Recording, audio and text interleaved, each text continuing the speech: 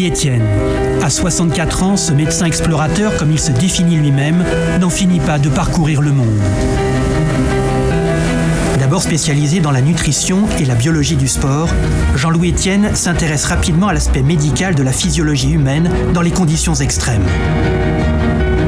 Par goût de l'aventure et de la recherche, il va participer à de nombreuses expéditions dans l'Himalaya, au Groenland et en Patagonie.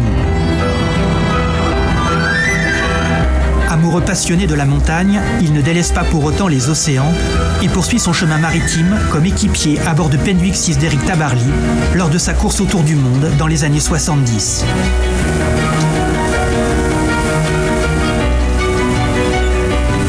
Les 10 années d'expédition que j'ai faites avec Tabarly, avec Kola, les navigations avec le Père Jaouen, à l'Himalaya, un peu partout, c'est une tranche de vie exceptionnelle, quoi.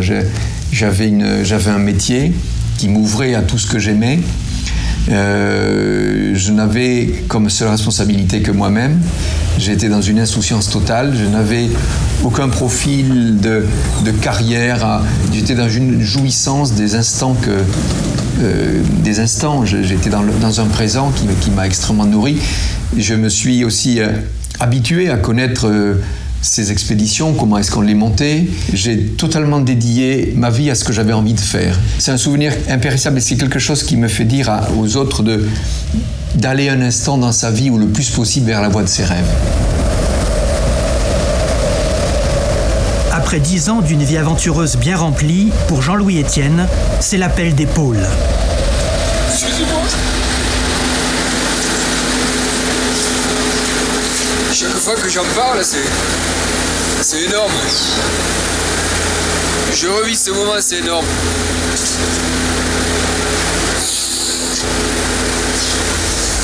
En 1986, il est le premier homme à atteindre le pôle Nord en solitaire, tirant lui-même son traîneau pendant 63 jours. 1000 km parcourus et une moyenne de 20 km par jour. Des températures pouvant atteindre moins 52 degrés. Chaque jour, il marche 8 heures d'affilée, sans pouvoir s'arrêter pour déjeuner à cause du froid. Marcher, marcher encore, franchir les obstacles, tirer son traîneau. Entièrement concentré sur la tâche à accomplir. Chaque jour est un combat contre la fatigue, le froid et la solitude. Le soir, après avoir monté sa tente, dans un endroit aussi abrité que possible, il trouve sa récompense dans la distance parcourue qui le rapproche du but. Aller seul au pôle Nord, c'est très très orgueilleux comme parcours. Très ambitieux, vous voyez, et on se trouve confronté, une fois qu'on est seul tout d'un coup sur la banquise, à cette espèce d'invention qu'on s'est faite en disant mais je me suis inventé un truc qui me dépasse.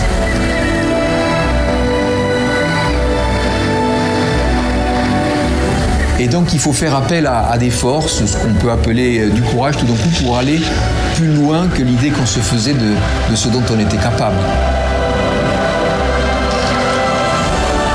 On découvre ses limites, quoi. J'aime bien de dire qu'on ne les repousse pas, on les découvre, on ne sait pas de quoi on est capable tant qu'on n'a pas été confronté, vous voyez. Et donc là, j'avais mis la barre très haute. Ça m'a apporté le message que je transmets régulièrement quand je vais dans des classes ou même dans des assemblées d'adultes, persévérer. Quoi que l'on en fasse, on a des seuils à passer. Donc la persévérance permet de se réaliser. On ne peut pas se réaliser dans la vie sur des sommes de frustration, de choses inaccomplies qui vous restent comme quelque chose que vous auriez aimé faire. Il faut toujours aller vers ce que l'on aime. Le tour du monde.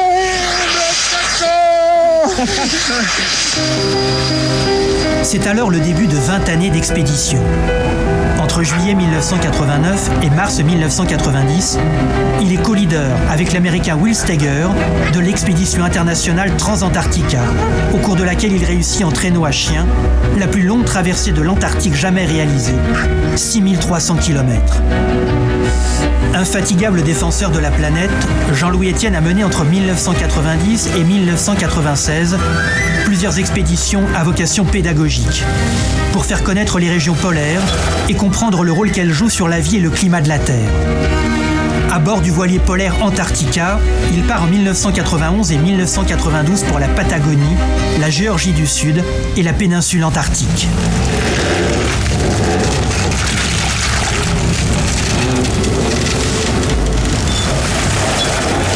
Moi, je ne suis pas le scientifique de terrain. J'offre l'accès à des territoires qui sont souvent difficiles, si vous voulez, ou coûteux. Et j'adore raconter des histoires. Et je trouve que l'aventure est une passerelle formidable entre la science, les sciences de la Terre, aujourd'hui l'environnement, et le public ou les scolaires. En 1993 et 1994, c'est l'expédition au volcan Erebus, situé sur le continent antarctique. Un volcan actif dont le sommet culmine à 3794 mètres.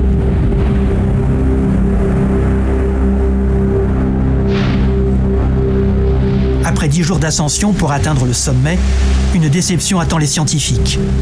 Le cratère est éventré par des effondrements et le lac de lave s'avère inaccessible.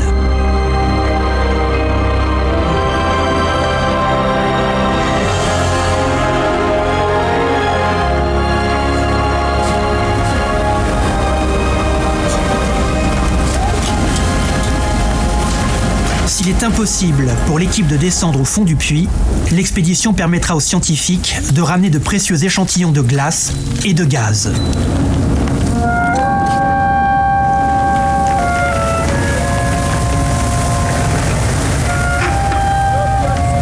Puis en 1995 et 1996, l'hivernage au Spitzberg à bord d'Antarctica. Pris dans sa gangue de glace, le bateau restera prisonnier 8 mois sur la banquise. Entretien du bateau, prélèvement de plancton, mesures et comptages, programmes océanographiques sont effectués régulièrement à l'extérieur. En février, après 4 mois de nuit, c'est le retour de la lumière et la découverte d'un environnement jusque-là caché.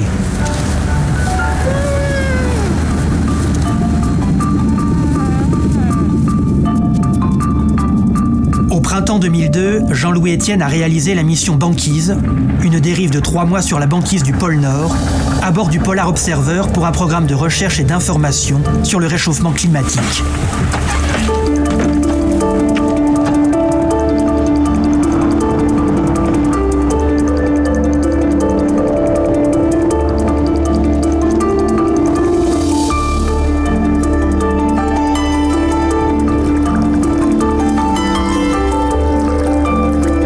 Après 3 mois de navigation, au gré des courants de dérive, ce voyage immobile prend fin, avec le morcellement des glaces qui s'annonce.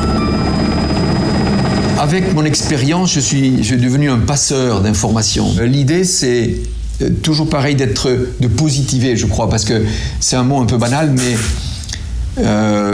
faire la liste de tout ce qui ne va pas, c'est bien. Mais insuffler tout d'un coup une dose d'espoir, parce qu'il y a des solutions, c'est le rôle que je prends bien volontiers. Parce qu'on ne peut entraîner une population que si on lui montre qu'il y a un chemin, quoi.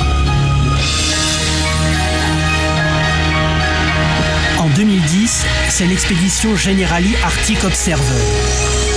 Jean-Louis Etienne se lance dans une aventure qui n'a encore jamais été réalisée, la traversée du pôle Nord en ballon. Après plus d'1 an de préparation et d'entraînement, c'est en avril, depuis l'archipel norvégien de Spitzberg, que Jean-Louis décide de partir seul, à bord d'une rosière, ballon mixte d'hélium et d'air chaud.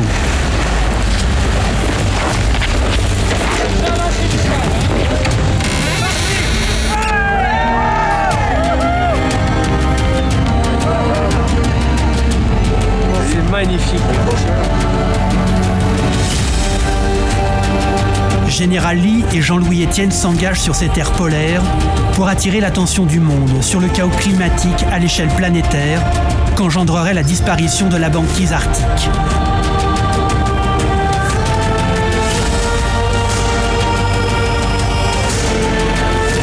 C'est absolument magique, c'est quelque chose d'extraordinaire. C'est un moment d'une grande intensité et ça devient petit à petit une beauté magnifique.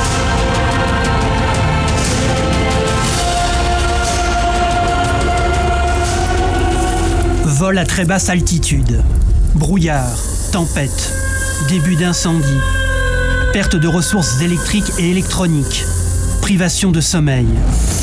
Rien n'est épargné à Jean-Louis Etienne durant cette traversée du pôle Nord en ballon.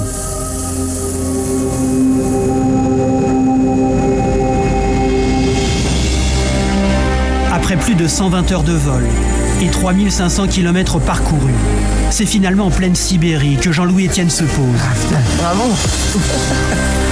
C'était plus que j'imaginais. Ouf. Ah putain. Une nouvelle fois, il réalise une première mondiale. Je faisais comme ça, j'avais les larmes qui me coulaient sur les joues.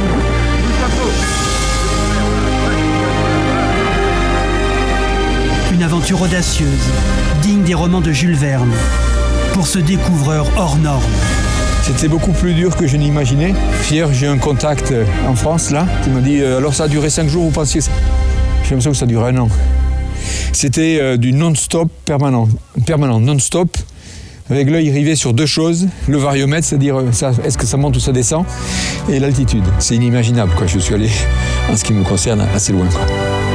Les adultes en situation de gouvernance aujourd'hui, qu'elles soient industrielles, politiques, même familiales, ont pris les questions environnementales sur le dos, un peu sur le tard, n'ont pas été formés à ces préoccupations. Mais les générations qui arrivent, il faut qu'elles aient ce réflexe spontané qu'à chaque décision qu'ils prendront, ça a des conséquences. Et prendre ces conséquences en compte et d'agir en fonction de ça.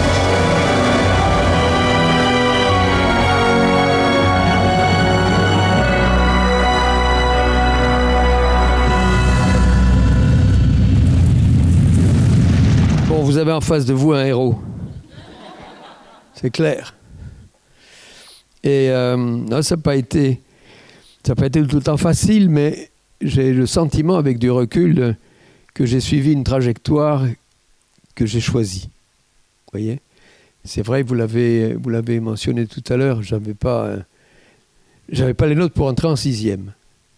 Donc, ça ne me dérangeait pas du tout, je voulais faire menuisier. J'aimais le travail manuel depuis tout petit, même encore, j'aime construire, j'aime les outils. J'ai une passion pour les outils. Il n'y a pas très longtemps, une journaliste m'a demandé, et même où est-ce qu'on pourrait faire un entretien avec vous dans un lieu que vous aimez, à Paris. Un théâtre, un restaurant que vous aimez. J'ai dit, écoutez, on va aller à Castorama, place Clichy. Alors, vous rigolez, non. Donc, on a fait l'émission. Voilà. J'adore les outils. Bien. Donc, je voulais faire menuisier.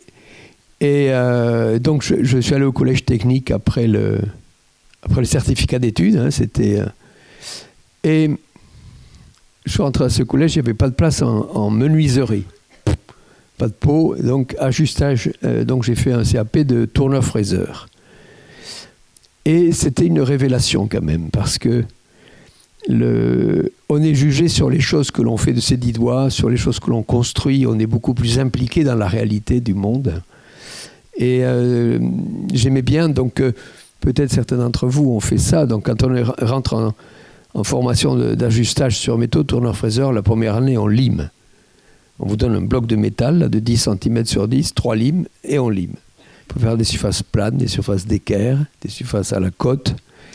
On apprend à se servir de ses 10 doigts, ensuite on fait du tour, de la fraiseuse, etc. Mais on commence par des petits gestes.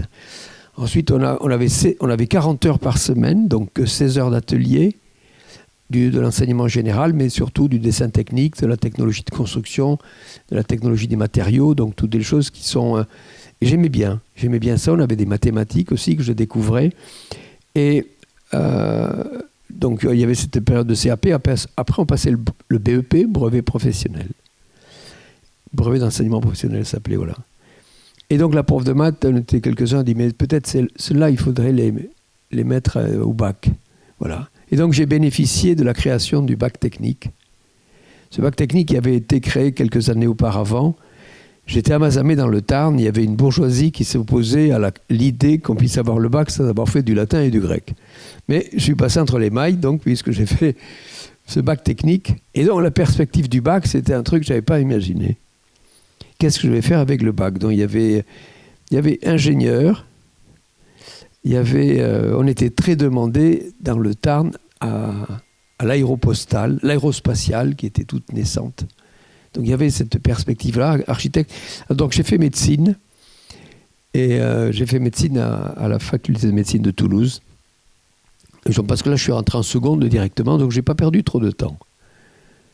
Et en mai 68, j'étais en deuxième année de médecine.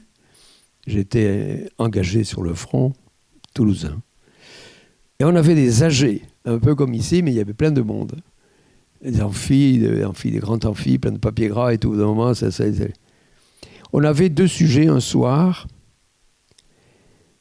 pour ou contre le doyen. Bon sujet.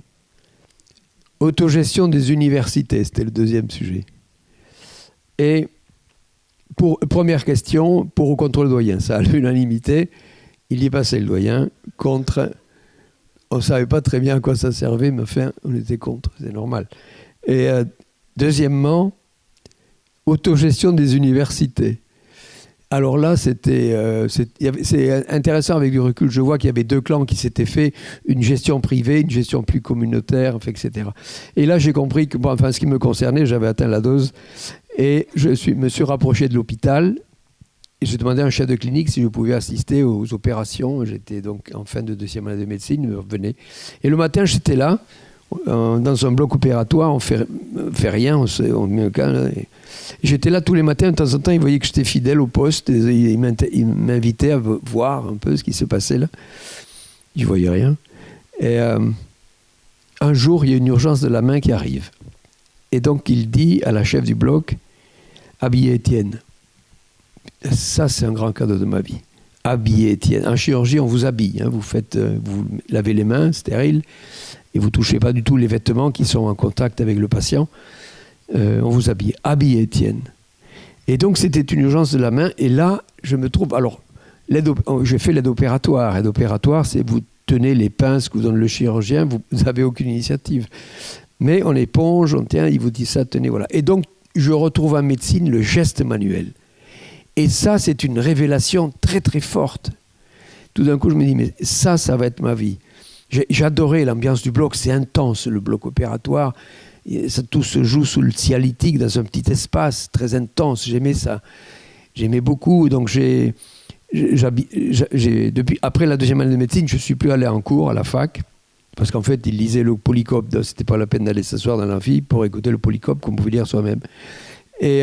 Et par contre, j'allais à l'hôpital. Donc, et ce chef de clinique m'a fait à la bonne. Il m'appelait de temps en temps pour me dire « Venez Étienne, j'ai un estomac, venez Étienne, j'ai machin ». Donc, il m'a fait...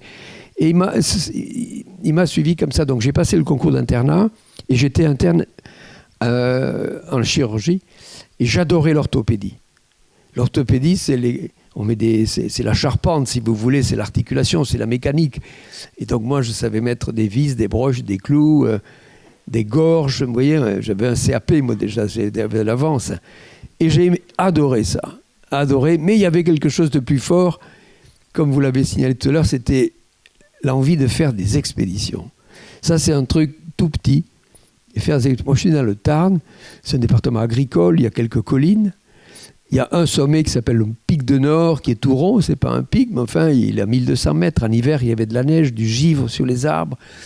Et mon père avait 4 chevaux, je me souviens, il me amenait de temps en temps, et là, je m'imaginais que j'étais dans une grande montagne, j'aimais le vent sur le visage, enfin, je m'inventais des histoires comme ça, et je lisais Frison, c'était la montagne qui m'attirait.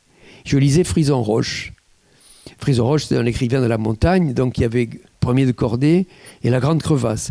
Et donc, j'avais un volet de 3 photos comme ça sur le massif du Mont Blanc. Je connaissais le nom des sommets, l'emplacement des refuges. Donc je lisais le récit de Frison Roche et je lisais où ça se passait, la Seine. Et ça, c'est... J'avais 2 héros à l'époque, c'était Bonatti, Walter Bonatti et Lionel Terray, qui étaient 2 grands alpinistes. Voilà. Et donc la montagne, c'était ma perspective. Et donc j'étais interne en chirurgie. Puis je dis maintenant quand même, si je faisais quand même des expéditions. Et donc j'ai commencé à proposer mes services de médecin. Et donc ça a commencé avec le père Jaouen. Ça a été ma première traversée de l'Atlantique. Pour mon service national, j'étais à Marseille, je travaillais dans un centre d'accueil de toxicomanes. Et donc je connaissais le milieu. Le père Jaouen donc, avait un bateau. Et le bateau s'appelle toujours le Bel Espoir. Le père Jaouen est mort il y a 3 ans. Et donc il me dit, je cherche un médecin, etc. Et donc je dis d'accord. Et donc on s'est retrouvés au Havre. Donc moi, j'arrivais avec ma pharmacie, j'avais tout imaginé, j'avais une vision du chirurgien, c'est un coup de baume sur la tête, hématome extradural, j'avais à tout amené des matos, quoi. Donc j'avais des caisses partout, et Jaouen me dit, Jaouen, c'est un grand balèze de Ouessant. Il me dit, qu'est-ce que tu fais avec tout ça, là? Je dis, c'est la pharmacie. Il me dit, t'as pas besoin de tout ça? Et je dis, ouais, j'ai tout prévu. Et il me dit, est-ce que tu as des pilules? Des pilules. Non, il me dit, ah bah tu vas voir, tu vas voir, il y a des garçons, il y a des filles, on va passer la Corogne, après la Canarie, il va faire chaud, ça va baiser, je veux pas d'emmerde. Voilà. Et donc, me voilà allé à la pharmacie au Havre pour chercher un stock de pilules. Voilà, ça c'était mes premiers contacts à la médecine d'expédition, ça partait bien. Et bon, après j'en ai fait d'autres, bien sûr. J'ai fait la course autour du monde avec Tabarly, j'en ai fait des tentatives de record de l'Atlantique avec Cola, à la face nord de l'Everest. À la face nord de l'Everest, j'avais déjà 38 ans. En fait, j'ai abandonné la chirurgie parce que j'aimais cette médecine d'expédition. Ça me permettait d'aller dans des grands projets. Vous voyez, j'ai fait des grandes expéditions. Et j'étais recruté comme médecin. Et qu'est-ce que j'ai fait? J'ai fait beaucoup de choses comme ça. Et à la face... Donc, je faisais la médecine générale en remplacement. J'avais abandonné la chirurgie. C'est une grande frustration. Je parle de frustration. Il y en a deux, vous avez évoqué, j'étais demi de mêlée au Castre Olympique, mais j'étais junior B, puis junior A. J'étais sélectionné des Pyrénées. J'adorais ce truc-là. J'étais demi de mêlée, c'était ma taille, ça. Et j'adorais.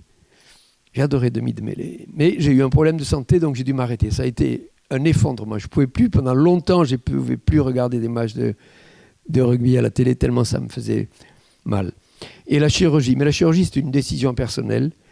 Et c'est quelque chose que je conserve. Quand je découpe un poulet, je passe par les aponevroses. Je suis vraiment... J'adore. C'est comme une dissection. Hein, une dissection, il y a une façon élégante de le faire, quoi. De désarticuler une cuisse de poulet, ça peut se faire de manière élégante. Voilà, donc je m'amuse de temps en temps à faire des choses comme ça. Bref, donc j'ai abandonné la chirurgie, j'ai fait la médecine générale. J'en ai fait pendant 12 ans et je gagnais ma vie donc en faisant des remplacements.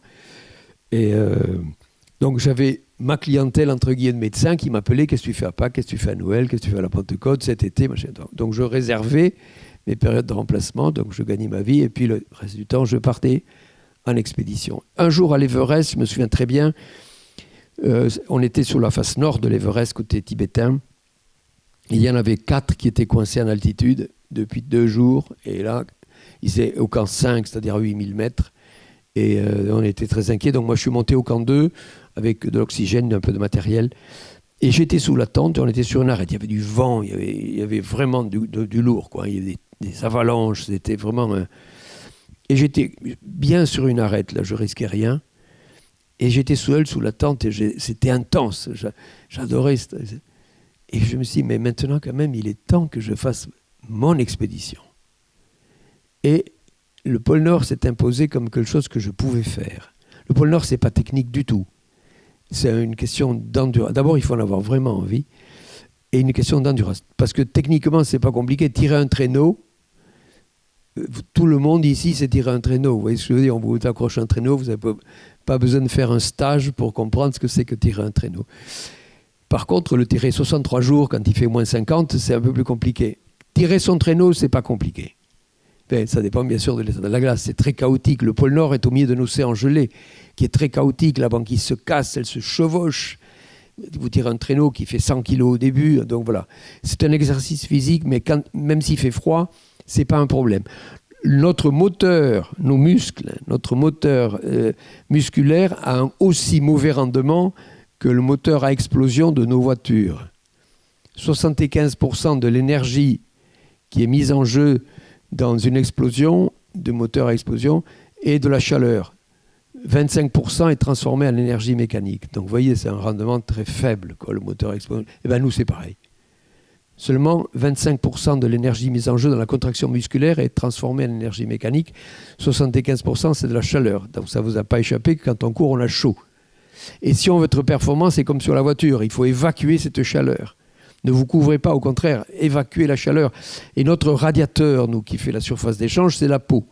Et la peau est d'autant plus efficace pour vous refroidir qu'elle est mouillée. La sueur, c'est notre liquide de refroidissement. Alors, Donc, on n'est pas torse nu quand on va au pôle Nord, mais quand on tire son traîneau, on a cette chaleur de l'effort qui est là, donc on n'a pas froid. Bien sûr, les parties qui sont découvertes, ça gèle vite, on revient avec assez abîmé quand même. Mais on n'a pas froid. Ça se complique sous la tente. Quand vous arrêtez, il n'y a pas de chauffage sous la tente, on est déjà à l'abri du vent. L'ennemi numéro 1, c'est le vent. Hein, c'est le vent, l'ennemi numéro 1 quand il fait froid. Il y a 2 ans, la presse a découvert ce que c'était, comment ils appelaient ça, le ressenti, la température ressentie avec le vent. Mais bien sûr, ça existe depuis toujours, le wind chill factor, le refroidissement.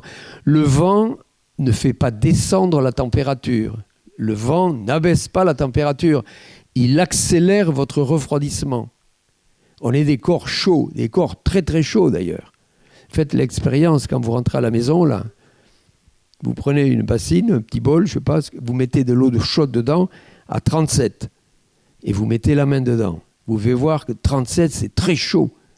On est des corps très chauds, donc on a besoin, on a l'obligation biologique de maintenir ce capital thermique. Et donc, quand il fait moins 50 sous la tente, donc déjà, je vous le disais, il n'y a plus de vent. Donc, je le répète, mettez-vous à l'abri du vent. Quand vous attendez quelqu'un, n'attendez jamais au vent, vous mettez toujours à l'abri. Ça, parce que ça accélère terriblement votre refroidissement. Une espèce de soufflet comme ça qui vous traverse. Et puis, le seul isolant valable, c'est l'air. Hein? Donc, il faut multiplier les couches de vêtements. Mais il ne faut pas mettre 3 chemises. Vous voyez ce que je veux dire? Ou il y en a qui mettent 2 paires de chaussettes. C'est une bêtise. Il vaut mieux mettre une paire de chaussettes à votre taille, parce que la deuxième que vous allez mettre par-dessus, elle sera à votre taille, donc vous êtes en train de faire un garrot, vous voyez. Donc une paire de chaussettes, par contre, une paire de pompes larges. Il faut que les orteils, il faut que ça circule, il faut ample. C'est l'air qui est l'isolant, l'air immobile. Alors on met des fourrures polaires, mais une fourrure polaire de chez comment s'appelle le magasin de sport là, Decathlon, elle est bien moins chère que celle de chez Moncler. Moncler, ça s'appelle, non? Une marque super Zazou, là, aujourd'hui. Vous avez, la fourrure polaire est à 600 €. Vous n'y allez pas, bien sûr, mais elle est au moins à 700 ou 800 € parce qu'elle s'appelle Moncler. Elle fait le même boulot, hein. C'est la même chose. Elle vaut presque 10 fois plus cher, mais elle ne protège pas 10 fois plus. C'est la même chose. Simplement, ces fourrures polaires font du volume. Et à l'extérieur, il faut mettre un coupe-vent. Donc sous la tente, on est à l'abri du vent. Et c'est là que ça se complique parce que j'ai eu moins 52 sous la tente. Le plus froid que j'ai eu une nuit. Enfin, même 48, c'est pas. Hein. Et là, j'étais réveillé par le froid. Et donc, à 11h du soir, quand vous êtes réveillé par le froid et que vous savez qu'il faut attendre 6h du matin pour un peu commencer à s'agiter pour partir à 8h, voilà. Et donc, j'avais tout dessus, je savais que j'entrais en hypothermie.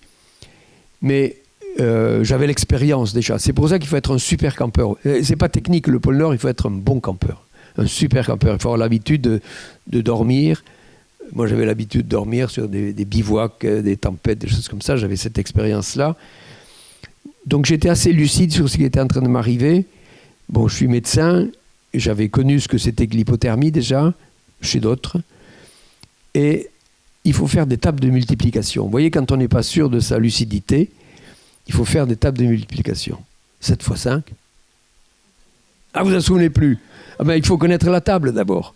Sinon, on ne peut pas faire le test. Donc, avant de partir en expédition, vous révisez vos tables de multiplication. Et donc, c'est une façon de voir son degré de conscience, de lucidité, vous voyez. Et donc, je faisais ça, donc je voyais que j'avais la réponse, ça allait bien. Et je savais que j'étais en train de me refroidir. Mais là, je pense que ce qui m'a sauvé, enfin, ce qui a sauvé mon projet, c'est que j'étais seul. J'étais le premier à faire cette expédition en solitaire. En 85, j'ai échoué au bout de 15 jours. Et on m'avait donné 1% de chance. Et en 86, je suis revenu, on m'avait donné 2% de chance. Tous ceux qui avaient essayé avant moi en groupe avaient échoué, sauf 4 Finlandais. Alors là-haut, à Resolute Bay, c'est un village tout à fait au nord, ils disaient, mais ce sont des Finlandais, et puis ils étaient 4. Moi, du Tarn, vous voyez ce que je veux dire? J'avais un handicap déjà. Et en fait, être seul, j'étais très concentré, intensément concentré sur ce que je faisais, ce que je maîtrisais. Si on avait été 2, je suis sûr qu'on se serait convaincu qu'on n'avait plus rien à faire là, que c'était extrêmement dangereux de persévérer. On peut se fragiliser à 2, on peut se potentialiser certaines fois, bien sûr, mais dans cette situation extrême, je pense que la solitude m'a aidé. La solitude ne me gêne pas, mais ça m'a aidé. Et donc j'ai traversé toutes ces tentations de l'abandon qui étaient très fréquentes. Un exemple de la complexité, début mars par exemple, il fait nuit, à 8 heures de nuit, donc sous la tente vous avez une lampe frontale pour faire la popote, et quand vous faites fondre la glace pour faire un peu d'eau chaude ou bouillante, ça fume. Et ça fume tellement qu'on ne voit rien. Et sous le faisceau, on ne voit rien. Puis on a des gants, on ne peut rien toucher sans les gants, et donc vous cherchez la gamelle comme ça, et hop, à un moment donné, il y a la tasse de thé m'a échappé. Donc c'est tombé sur le tapis de sol, mais ça gèle de suite. Donc ça fait une fumée. Et alors la fumée, ça met du givre sous toute la tente. Vous êtes dans une grotte de givre. Et ça voulait. Bon, le matin, vous pliez le camp et vous prenez le sac de couchage. Il ne vient pas parce qu'il est soudé en fait.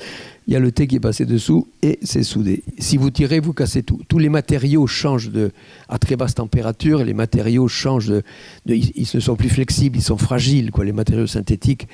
Et donc il y a une chose, c'est la chaleur de la main. Et donc avec la paume de la main, vous passez dessous, vous faites fondre un peu, et puis vous prenez l'onglet. Voilà. Et ce sont ces petites choses-là qui deviennent immenses quand on est dans ces situations et qui vous poussent à l'abandon, On trouve toutes les raisons. Moi, je commençais à rêver de me casser une jambe, vous voyez. Et il y avait toutes les raisons de se casser une jambe. Il y avait des blocs de glace instables, enfin bref. Parce que je me disais quand même, il vaut mieux revenir en héros sur une civière que de dire il fait trop froid. C'était pas bon, ça. Et donc, j'ai traversé, et il y en a plein comme ça, des histoires de campeurs, vous voyez. Et petites histoires de campeurs qui deviennent compliquées. Un jour, je me suis réveillé dans le sac de couchage, j'avais mal de tête. J'étais en train de m'asphyxier, en fait. Ça m'était déjà arrivé en Patagonie, dans une grotte de neige. Et donc, voilà, je sentais que j'étais pas bien. Donc, je me regarde, j'avais la frontale, je regarde. Et là, j'avais la fermeture éclair. Je laissais toujours un tout petit trou pour faire entrer un peu d'air frais. Mais quand on expire de l'air, comme nous tous, là, on expire depuis tout à l'heure, on a expiré déjà des litres de flotte, on ne s'en rend pas compte. Et alors, donc, cette expiration... vous voyez, quand il fait froid en hiver, comme ça, on voit qu'on expire un air saturé d'humidité. Et donc cette humidité avait bouché le trou, donc il n'y avait plus d'air. Et donc, je ne savais pas comment faire. La fermeture éclair était prise dans le bouchon de glace. Donc je me suis dit, il faut faire fondre. Je cherchais derrière, je savais que j'avais mis le briquet quelque part. Donc je prends le briquet, mais le briquet, il était gelé. Le briquet, c'est du liquide, vous voyez, de l'air liquide. C'était gelé, donc je l'ai pris dans la main pendant un moment. Et puis j'ai essayé de faire doucement, de ne pas trop respirer, de rester calme, parce que je respirais, j'arrivais un peu au bout du truc. Au bout d'un moment, il était liquide. Rien. Il ne marchait pas. Et ça m'était déjà arrivé, donc tout d'un coup, je me dis, mais oui, il ne marche pas, il n'a pas d'air. Le briquet ne pouvait pas s'allumer parce qu'il n'avait pas d'air. Et donc... j'avais pas de couteau, j'avais rien, et donc j'avais la chaleur du doigt. Donc j'ai appuyé comme ça, je suis passé à travers, et d'un coup, là vous sentez l'air là devant, et le briquet s'est mis à marcher. Et pendant un moment, avec le briquet, vous faites fondre juste sans brûler le sac de couchage, ni la fermeture éclair qui est en plastique pour pas qu'elle fonde, sinon elle peut plus s'ouvrir. Enfin voilà. C'est ça, c'est tous ces trucs-là, en fait, de la vie courante, du mec qui est au pôle Nord. Mais on connaît ça ici aussi, vous voyez, ces petits trucs de temps en temps nous dépassent, ça devient terrible, on essaie de faire un truc pour on le casse, voilà. C'est des enchaînements comme ça, et à un moment donné, il faut s'apaiser, de dire, bon, en fait, ce truc-là, je l'ai voulu, j'y suis, et je me suis habitué, beaucoup plus avec les autres qu'avec moi, de faire un exercice, je dis, remettre le rêve à la surface. Parce que quand vous inventez quelque chose, que vous avez une idée, une envie forte, vous voyez, ça c'est le point de départ de tout, l'idée, vous voyez, l'envie. On a tous eu à un moment donné une envie de se dire, mais c'est ça que je veux faire. Et vous avez senti à un moment donné que vous avez toute votre énergie qui se met en route parce que vous avez touché un truc comme si c'était vraiment... Hein, moi j'appelle ça quand les lundis ressemblent à des vendredis. Vous voyez, les jours ont tous la même couleur, on est amité par quelque chose. Alors au début, tout est bien, on achète du matos, et après on se rend compte qu'il faut se le coltiner quand même, quoi.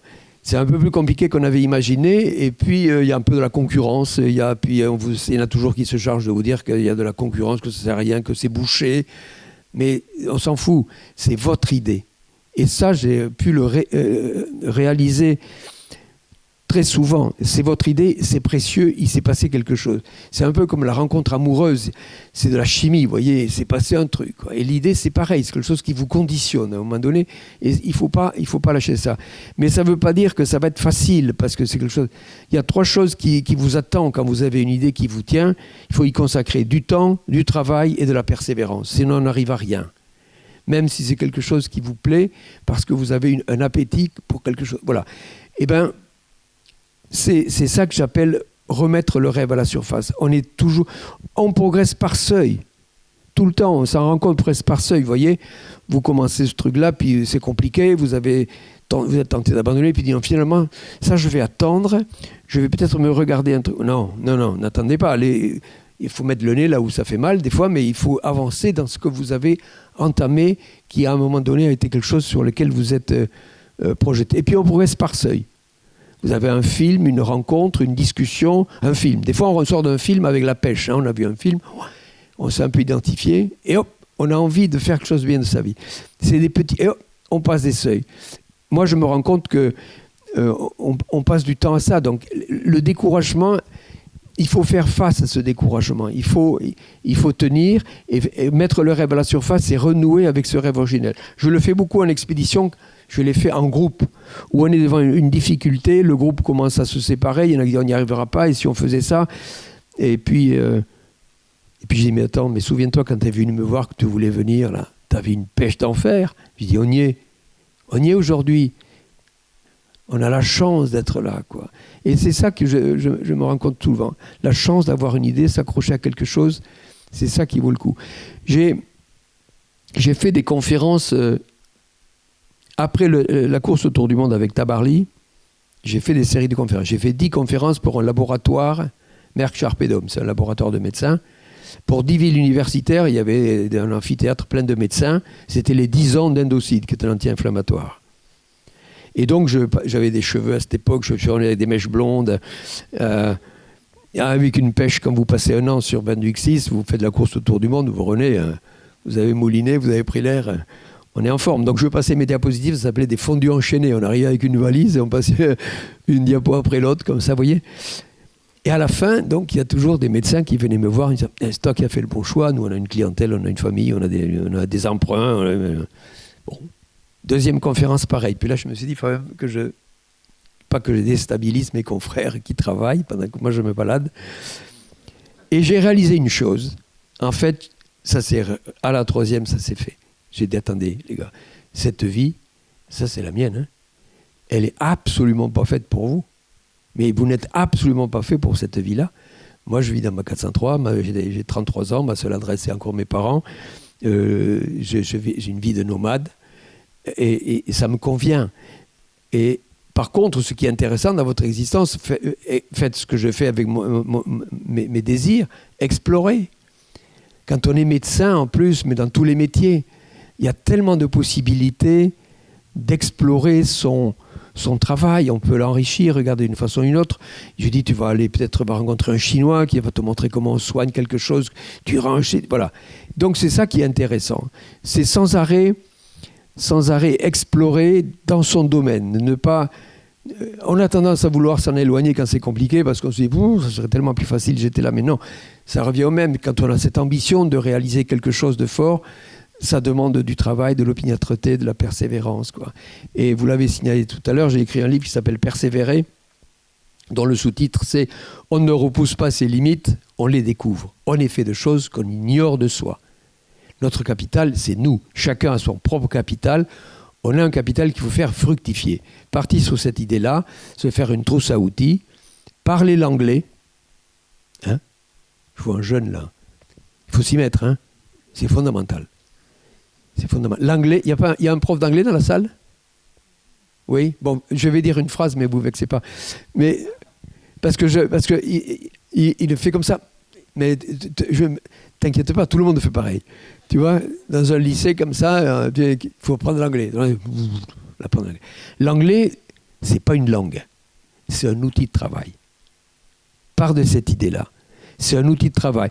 C'est une langue aussi, bien sûr, vous m'avez compris, mais ça sert tellement dans l'existence. Là, je viens de passer 15 jours avec des Américains, je suis épuisé.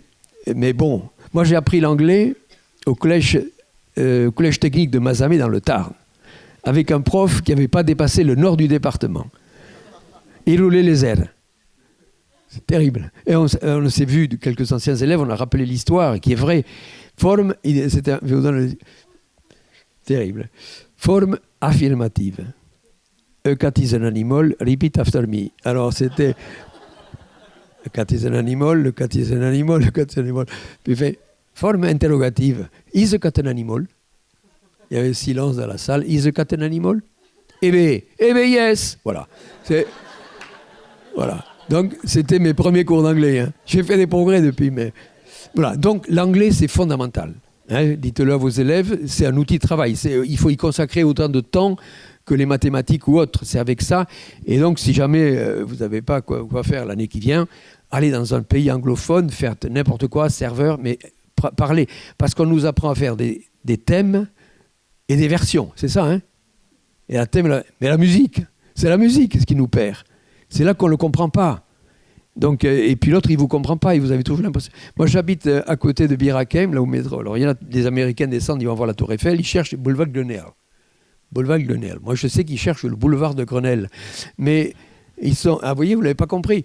Et donc, ils ont un papier, là, et ils disent aux gens à côté, please, boulevard Grenelle. Ils disent, je ne sais pas où c'est. Alors, ils disent... Là, et puis, j'arrive, ils disent, boulevard du Grenelle. Et, vous voyez ce que je veux dire? Ils sont déçus parce que ça fait un moment qu'ils forcent pour se faire comprendre. Boulevard de Gunner, c'est la musique qui est importante. Vous voyez, j'étais avec mes 2 enfants là. Je suis rentré ce matin de Seattle. Et donc, c'est moi qui ai fait le repas. Qu'est-ce qu'il nous fait? Il fait hash potatoes and 2 eggs sunny side up. Ça veut dire des pommes de terre un peu frites comme ça. Et j'adore cette expression, 2 eggs, sunny side up. Vous avez compris, le sunny side up, ils sont des œufs au plat, quoi. Hein. Mais le côté jaune, le soleil, sunny side up, elle est magnifique. Et alors je dis 2 eggs, mais non, on ne dit pas 2 eggs, c'est 2 eggs. J'ai dit quoi? J'ai dit 2 eggs, 2 eggs. Moi je disais 2 eggs. Mais non, il n'y a pas d'H à eggs, 2 eggs. Voilà. Et toutes ces choses-là, tous ces petits détails, j'ai fait des conférences il y a quelques années aux États-Unis qui étaient organisées par l'ambassade de France. Et j'avais un gars qui parlait un franco-américain, il me corrigeait l'accent. J'avais tendance à dire économie. Il me dit, ils ne comprennent pas économie. C'est economy. Vous voyez la différence? Bon. Et c'est énorme pour celui qui vous écoute, qui est dans sa langue. Economy. Vous êtes d'accord, hein, monsieur le professeur? Economy. Comment on appelle ça? L'accent tonique. L'accent tonique, voilà, il faut bien le mettre. Voilà, donc je m'arrête là, hein, je ne te farcis pas, mais anglais. Vas-y, c'est fondamental. C'est un outil universel. Parce que les rapports sont en anglais, tous les trucs sont en anglais. Vous avez... Enfin, ça arrive, quoi. Hein. Qu'est-ce que vous voulez dire encore? Vous avez des questions? Parce que... Il faut m'arrêter, hein, sinon... Est-ce qu'il y a des sacrifices? Qu'est-ce que...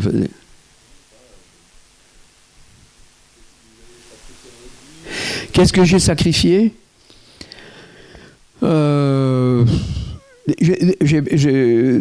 des frustrations dont j'ai parlé. J'ai parlé du rugby, j'ai parlé de la chirurgie. Et j'ai fait des choix. Vous voyez, de temps en temps, si on veut progresser, de temps en temps, parce qu'une fois qu'on avance, on enrichit un peu son panel, on peut choisir des options. Il faut savoir abandonner ce que l'on a acquis pour de nouvelles explorations. Ça, c'est la base. Si on commence à se figer sur son truc, là, vous voyez, je veux dire, on a des capacités, ce que je vous disais tout à l'heure, on a un capital qu'on utilise très peu finalement. Et c'est ça que je dis tout le temps, faites-vous des outils. Alors, le mot sacrifier ne me convient pas. Enfin, c'est pas un reproche que je vous fais, mais vous voyez, j'ai fait des choix à un moment donné, effectivement.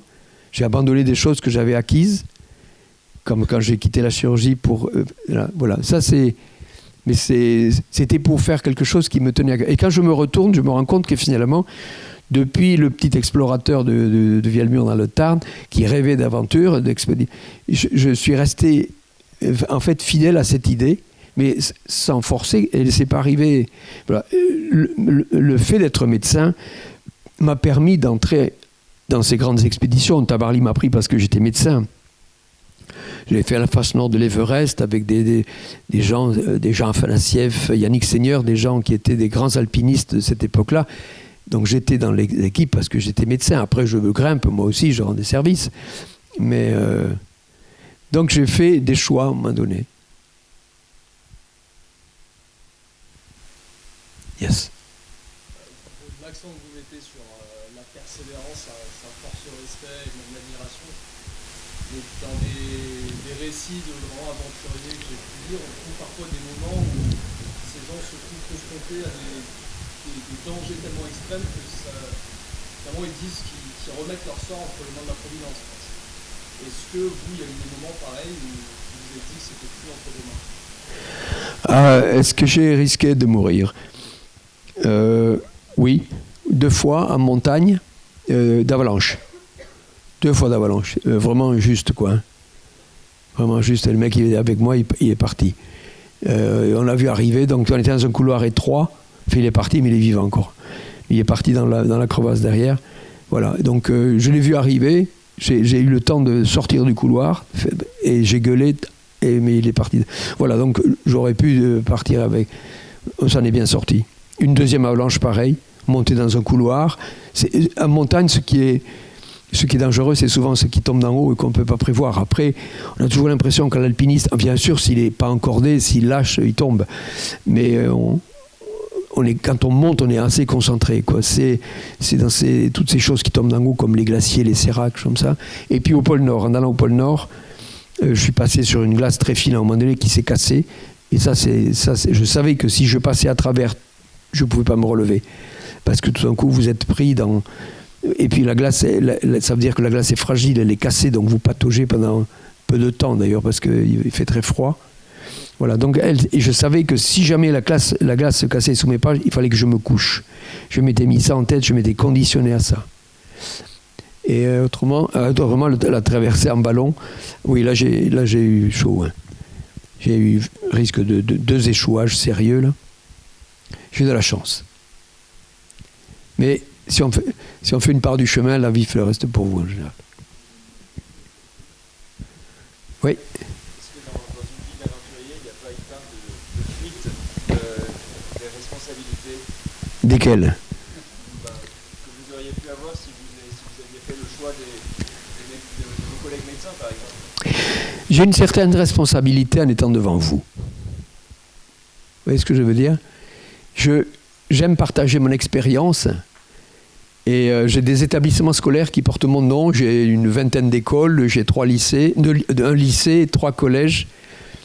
C'est une responsabilité que j'ai, parce qu'il y a une projection effectivement sur ce que je fais et j'essaye de...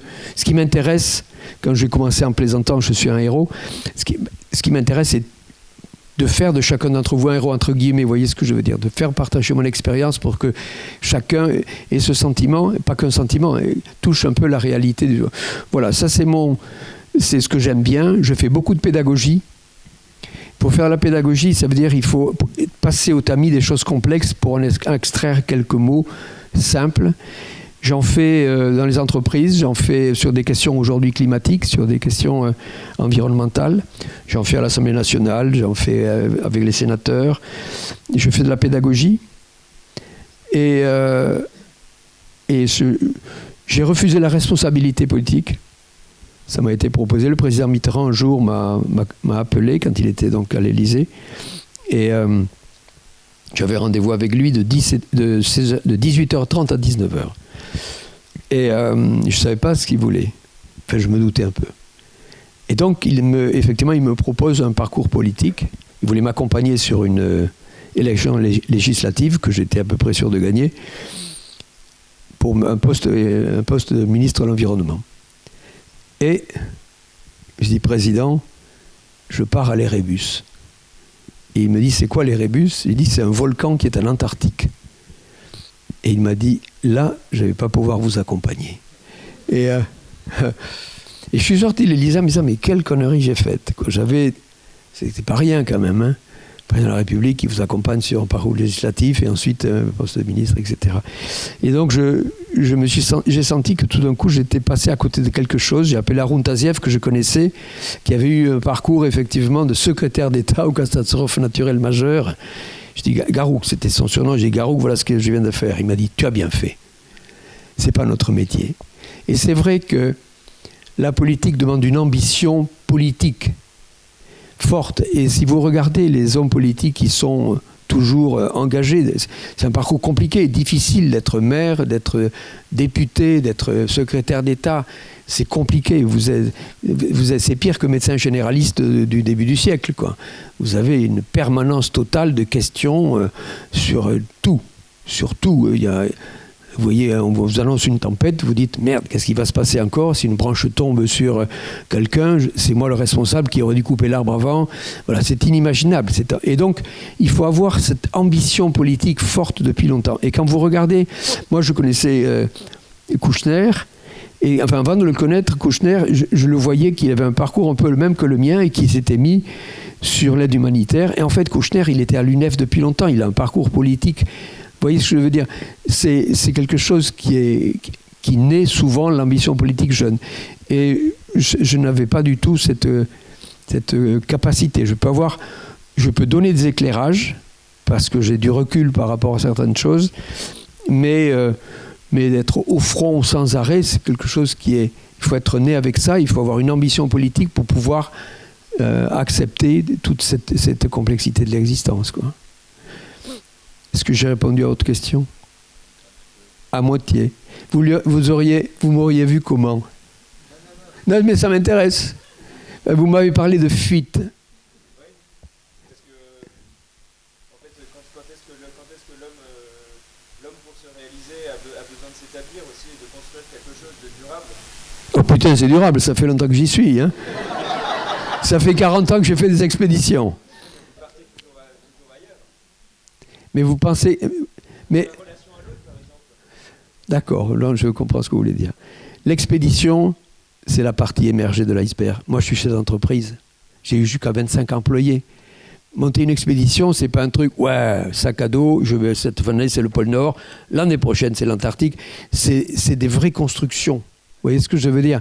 J'ai eu, je vous ai dit, jusqu'à 25 salariés, j'ai pris des responsabilités. Dans une expédition, c'est la partie émergée. Vous faites venir, par exemple, sur une expédition à Clipperton, il y avait 40 scientifiques que j'ai amenés. Voilà, moi je suis un logisticien. Donc, je suis un bon logisticien. Hein. Vous voyez ce que je veux dire? On n'a pas besoin, j'essaye de comprendre ce que vous voulez me dire, mais je l'ai compris depuis longtemps. Mais c'est pas le fait d'être assis quelque part. Non, ça me va pas du tout, ça. Encore, qu'est-ce que vous attendez de moi? Mais j'ai compris ce que vous voulez dire. Mais quel âge vous avez? 26? Attendez, mettez pas les voiles de tempête déjà. Hein. À la première brise. Vous êtes à la première brise de la vie. Ne mettez pas les voiles de tempête. Moi, ça m'a... Non, mais je ne veux pas dans cette catégorie-là, mais il y a quelque temps, il y avait des jeunes lycéens qui ont fait des marches pour la retraite. Pour sauver la retraite. Alors là, j'étais sur le cul. Parce que, comme j'ai écrit, j'ai fait un petit article, ils ont... Je veux dire, à la première brise, ils n'ont pas encore pris la mer, mais déjà à la première brise, ils mettent les voiles de tempête. Vous voyez, on est dans un pays, j'ai quand même pas mal tourné, on est dans un pays où on a la chance d'avoir l'accès à deux choses essentielles de la constitution de l'humain, l'accès aux soins et l'accès à l'éducation. Gratuit. C'est est exceptionnel et énorme. Voyez ? Et donc, à partir de ça, on peut se construire quand on sait qu'on peut être soigné et qu'on peut s'éduquer. Voyez, on peut se construire. Et vous vous rendez compte que toute la peur s'installe parce qu'on a peur de perdre ses acquis. Vous voyez, on est à l'affût de ses acquis. Et on perd beaucoup d'autonomie. C'est important, l'autonomie. L'autonomie, c'est un gage de liberté. L'autonomie de décision, reprendre son libre arbitre, parce qu'on est matraqué par une multitude d'informations qui se compliquent aujourd'hui avec toutes les fausses informations et tout, ou trouver son libre arbitre, ou se faire une raison simple, stable, c'est compliqué. C'est compliqué, mais je dis tout le temps, quand je termine dans une salle avec des jeunes, je dis « Soyez les explorateurs de votre temps ». C'est vachement important. Soyez, vous, les explorateurs engagés de votre temps pour être les acteurs du monde de demain. C'est important de s'engager sur des... Moi, je suis engagé tout le temps. J'ai commencé à m'engager à demi de mêlée au Castre Olympique. Tout ce que j'ai fait, il faut le faire avec cœur, avec... Vous voyez ce que je veux dire ? C'est ça qui est important, c'est y mettre du sien, quoi. Vous allez voir, vous avez un long parcours devant vous. Oui ? Qu'est-ce que vous avez fait concrètement comme effort chaque jour pour grandir en persévérance ? Cette persévérance dont vous parlez, qui a fait que vous êtes parti dans une grande exploration, c'est pas n'importe quoi, c'est ça que à travers ce point-là. J'avais envie de faire des expéditions depuis tout petit. Je ne savais pas ce que ça voulait dire. Vous voyez, simplement dans la tête, dans le rêve. Et puis à 14 ans, par exemple, j'ai fait une liste de matériel pour aller camper dans les Pyrénées en hiver. Je l'ai fait avec un truc qui s'appelait le catalogue de la hutte. La hutte, c'était des magasins. Avant que Sport existe, c'était des magasins. Donc il y avait sur le catalogue une tente qui s'appelait la tente isotherme. Je me demande ce que c'était cette tente isotherme. Parce qu'on se caille sous une tente quand même. Et bref, j'avais fait cette liste de matériel, donc c'est quelque chose qui est très ancien. J'avais écrit, après le certificat d'études, une lettre au maire de Gavarnie. Gavarnie, c'est dans les montagnes pyrénéennes, magnifique cirque de Gavarnie, on est au cœur des montagnes, mon rêve c'était de vivre dans les montagnes. Et je dis, je vais terminer le certificat d'études, est-ce que vous auriez un travail pour moi ? Et il a répondu de revenir vers lui quand j'aurai une formation professionnelle. Il m'avait répondu. Je l'ai cet échange. Donc c'est quelque chose d'assez ancien qui me plaît. Alors là, j'étais assistant d'université, j'aimais ça. J'étais interne à chirurgie, j'aimais ça. Mais cette espèce d'expédition me plaisait. Donc j'ai la médecine générale, le pôle Nord. Le pôle Nord, l'arrivée au pôle Nord, c'est un moment d'une je ne sais pas comment vous dire, c'est réaliser quelque chose de compliqué comme ça. Pour la première fois, j'étais le patron. Oui, avant, j'étais l'équipier, là, j'étais le patron. J'avais inventé l'histoire, j'avais réuni les moyens techniques et financiers pour la faire, et je l'ai réussi. C'était difficile. Et donc, en arrivant au pôle Nord, il n'y a rien au pôle Nord. Hein. Vous êtes sur un océan gelé, il n'y a rien, il n'y a pas une trace, puisque la glace dérive, elle se disparaît, il n'y a rien. Et donc j'avais besoin, je parlais au réchaud, je parlais au traîneau, je parlais à tous ces objets, il y en avait très peu qui m'accompagnaient, tous avaient un rôle fondamental. Et j'étais tellement toutes les cellules de mon corps étaient heureuses, c'est des moments prodigieux. Et là je me suis dit, ça va être ma vie. Voyez ? Et donc ce jour-là, j'ai abandonné la médecine pour me consacrer à l'organisation d'expéditions polaires. J'ai fait construire un bateau qui s'appelle Tara aujourd'hui, qui s'appelait Antarctica quand je l'ai fait construire. Et je suis un chef d'entreprise, je suis un entrepreneur. Et donc on fait quelque chose, et puis quand c'est compliqué, il faut tenir. Tenir, c'est pas tant comme ça, quoi. Il faut essayer d'enrichir le projet, croiser des informations. Vous êtes d'accord ? C'est structurel. C'est pas, vous voyez ce que je veux dire, c'est ma charpente en fait, quoi. Et ça dure depuis longtemps, puisque ça continue. Oui ? Sur la question de mon collègue, nos jeunes ont tendance parfois à se décourager au moindre échec. Comment justement leur donner eux aussi la confiance en leur capacité de se dépasser et en tant d'exploitation ? Oui. Et alors moi je suis issu de la formation professionnelle, vous l'avez compris ? Enfin oui. Et pour moi, ça a été vraiment un pas important. Un pas important de renouer avec l'intérêt pour la scolarité.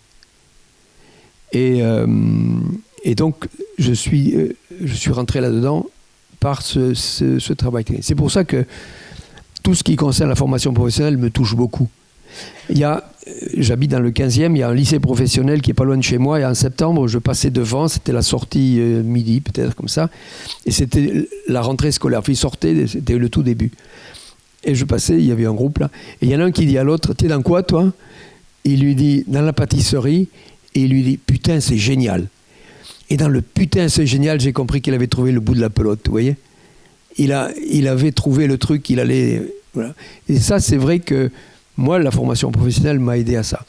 Mais vous touchez du doigt qu'ils ne sont pas que vos élèves. J'ai la responsable, la psychologue des étudiants en médecine de Marie Curie, de la Salpêtrière, m'a appelé pour une conférence à faire pour les élèves de 2e année de médecine qui sont en perte de motivation. Vous voyez ? Pourtant, ils ont fait un concours, ils ont fait tous ces trucs-là. Mais en fait, l'obstacle, c'était le concours. Vous voyez ? Et c'est un peu comme un cheval qui fait l'auxerre en contrebas. L'auxerre en contrebas, en équitation, c'est un énorme truc. C'est 2 barres à passer, puis derrière, il y a un trou. Et ils ont sauté, et ils s'en remettent pas, quoi. Parce qu'en plus, mais j'ai fait une conférence pareille à Supaéro à Toulouse, et la directrice m'a dit, c'est bien, venez raconter des histoires, parce qu'ils s'ennuient. À Sony, ils ont fait maths-sup, maths-spé, c'est-à-dire 15 heures par jour, à bourrer, puis tout d'un coup, il y a un prof qui est en face, il est mou, le prof. Vous voyez ce que je veux dire? Il s'ennuie. Ils s'ennuient parce que ce n'est plus la même vitesse, parce que c'est plus la même intensité, et ils sont pas encore entrés dans ce qui est dans l'attrait du métier, vous voyez. C'est vrai que se taper les formules, à moins d'aimer la biochimie, mais c'est un peu ingrat, vous voyez. Et c'est vrai ce que vous dites. Mais moi, c'est la formation professionnelle qui m'a aidé. Et donc, je dis tout le temps aux parents, si vous avez un enfant en 3e qui est pas au jeu, quoi, pour dire tout simplement les choses, quoi, puis déjà il est dans la spirale descendante, quoi. Déjà, vous voyez, en 6e, si vous avez, moi je suis au parfum et ça me touche. Je sais aujourd'hui que j'étais très dyslexique et dysorthographique. Et je suis toujours d'ailleurs. Quand je tape à la machine, souvent, enfin bref, la machine m'aide beaucoup. Et alors un truc, j'avais en français au collège technique, j'avais des notes proches du niveau de la mer, vous voyez. Parce que je faisais des fautes monstrueuses, voilà. Et donc, chaque fois qu'il y avait un thème, j'étais pensionnaire, et le thème de la dissertation me plaisait. Elle nous l'a donné, c'est Madame Delmas, elle s'appelait. Madame Delmas nous donnait le lundi matin le sujet de la dissertation. Ça me tenait la semaine. Et réfléchir, qu'est-ce qu'on allait dire. Donc je devais faire que des hors-sujets et que des fautes. Donc c'était... Et au bac, j'ai passé 2 parties du bac. Et la première partie complète et la deuxième partie. Et il y avait une note éliminatoire simplement en français. Si on avait moins de 5 en français, on n'avait pas, quoi. Vous pouviez avoir tout ce que vous vouliez, mais moins de 5 en français, vous ne passiez pas. Donc c'était ma hantise, quoi. Cette note-là. Ce 5 en français. Surtout que je vous dis, j'avais des notes... au collège technique, hein. Enfin au lycée technique, c'était le lycée, vrai. Au bac, il y avait 3 choses à faire. Il y avait analyse de texte, je ne sais plus quoi, enfin il y avait 3 trucs. Ça existe toujours, d'ailleurs, j'ai vu. Et on disait, ne prenez pas le texte, l'analyse de texte, c'est casse-gueule. Donc j'ai pris l'analyse de texte, qui était un texte de Pagnol. Pagnol, c'est la littérature que j'aime. C'est une littérature simple, mais tellement... Enfin bref, j'ai eu 14. Et oh, merci. Donc je me suis demandé si c'était pas trompé de copie, quelque chose comme ça. Mais c'était voilà. Donc je me rends compte qu'il y a, j'ai toujours, moi j'étais un garçon assez timide, socialement un peu décalé, et donc tout ce que j'ai fait m'a construit en fait petit à petit. Mais on a des capacités qu'on ignore de soi. Et vous voyez, j'ai habité aux États-Unis pendant 2 ans. Et moi, j'ai des jeunes enfants. Et ils ont adoré l'école. Aux États-Unis, c'était « Wow, this is good, wow, very good !» Puis, vous voyez, c'était toujours ça. Et puis, « Oh là, c'est pas bon, ça, c'est pas bon. Là, on va travailler. Là, on va travailler là-dessus, mais ça, c'est bon. » Et ils avaient des smileys. Et alors, l'enseignant passait, tac, il regardait, tac, il mettait un petit smiley, un truc comme ça. Voilà. Et Et il y avait une relation qui était beaucoup plus fraternelle avec l'enseignant, qui est un peu plus compliquée chez nous. Vous voyez, le matin, il y a Mr. G, c'était son prof, il faisait des hugs, il était énorme. En plus, Mr. G, il en prenait 2 ou 3 comme ça. Mais à partir du moment où on rentrait à l'école, Mr. G, il était intransigeant, vous voyez ce que je veux dire. Et donc, savoir cultiver l'intransigeance avec l'amitié, où est-ce qu'on place l'autorité, comment on se place en autorité par rapport à des élèves qui connaissent pas tout à fait tout ça. Vous voyez, c'est un travail compliqué que vous faites. Et donc j'ai rencontré le ministre Jean-Michel Blanquer il y a 6 mois à peu près. J'ai dit qu'il faudrait que les enseignants fassent du théâtre. Parce que c'est de la mise en scène des connaissances qu'il faut faire. Vous avez un travail tellement ingrat aujourd'hui parce que les élèves, ils ont des trucs sur leur tablette qui sont plus rigolos que ce qu'on leur enseigne. Vous voyez, et donc il faut arriver à les capter. Et donc je n'ai pas de recette, mais c'est de la mise en scène des connaissances. C'est juste donner l'attrait de ce qu'il faut, quoi, hein, pour qu'ils s'intéressent. Sinon, si c'est pénible, c'est pénible, quoi. Mais c'est beaucoup plus compliqué aujourd'hui que ça ne pouvait l'être quand j'étais à l'école. Mais il y avait une intolérance totale à l'école de Jules Ferry sur les notes et sur les fautes. Vous avez un super texte, vous oubliez ENT au verbe. Vous voyez, je veux dire, paf, -4. C'était -4, je crois, l'accord du pluriel. Terrible. C'est terrible. Donc, j'écris des livres. J'ai un plaisir énorme à écrire des livres aujourd'hui. Et le premier livre que j'ai écrit, j'ai écrit un livre de médecine et montagne, médecine et sport de montagne, avant qu'il y ait l'Internet, avant l'ordinateur. Donc c'était à la machine, comme ça. Et donc, on passait des tubes de Tipex. Le Tipex, c'est une espèce de pâte blanche, là. Elle pesait 120 grammes chaque page, tellement il y avait du Tipex dessus. Aujourd'hui, c'est super facile, donc, de pouvoir classer quand on a une phrase. Voilà. Et j'ai été au pôle Nord, c'est la première fois qu'il y avait un livre sur moi. Et donc, Robert Laffont m'avait mis à disposition un écrivain. Et j'avais loué une maison dans les Cévennes, et on s'est isolé totalement dans les Cévennes, quoi. Et donc, je lui racontais, il écrivait. Et puis, pourquoi tu ne me l'écris pas, ça? Donc, j'ai commencé à écrire, il regarde, il me dit, dis donc, mais c'est vachement bien, j'ai pas retouché. Il me dit, d'un coup, je dis, mais je peux écrire. Voilà. Et en fait, j'ai commencé à écrire, j'ai commencé à prendre confiance par l'oral. L'oral, c'est important. Moi, je reviens à ces histoires des États-Unis, là, où chaque enfant faisait un petit exposé. Bonjour, je m'appelle Marcel et je vais vous parler aujourd'hui et parler un petit truc comme ça. C'était tout le temps fait comme ça pour prendre la parole et cet encouragement permanent qu'il recevait. Donc j'ai pu connaître ça. Ça ne veut pas dire que les enseignants américains sont meilleurs. On a une façon différente de voir les choses. Alors, moi, je me souviens, je parlais de ça ou d'autres choses des États-Unis que j'aimais bien. On me disait, ouais, mais ils sont superficiels. Je disais, moi, je préfère un superficiel sympa qu'un chieur profond. Et vous voyez ce que je veux dire? C'est vrai, non? Eh bien, oui. Voilà. Donc, j'essaye de vous partager mes expériences à la fois d'élèves de petite classe. Et là, j'ai des enfants qui sont, je m'y suis pris tard. Vous voyez, j'ai eu des enfants quand même, vous voyez. Tard, mais c'était une carence. Je suis très heureux. Ça m'a perturbé la vie au début, mais aujourd'hui, j'en suis tellement content. Et donc, j'ai appris à travers eux, et j'ai revécu les histoires du bac, des examens. Pour moi, c'est sans arrêt, hein. Une souffrance qui est pas tarie, quoi. Vous voyez ce que je veux dire? La souffrance scolaire. Mais donc dans chaque, parce qu'en fait s'occuper des bons c'est facile, quoi, hein. C'est ceux qui sont moins bons qu'il faut arriver à décréter Moi j'ai quelqu'un en dehors du système scolaire, j'ai navigué avec le père Jaouen et après j'étais son médecin jusqu'au dernier jour. C'est un homme que j'adorais. Jaouen avait cette force. Vous voyez qui c'était, le père Jaouen? C'est un jésuite qui faisait il avait été aumônier de la prison de la Santé et il s'occupait des sorties de prison. Il avait monté un centre d'accueil de sortie de prison, mais là je vous parle il y a longtemps, vous voyez, il y a 50-60 ans où c'était plus facile de trouver du travail, et c'est un type qui avait de l'entre-gens, qui était d'une famille forte, et son rôle c'était de trouver des boulots ceux qui sortaient de prison pour les réinsérer.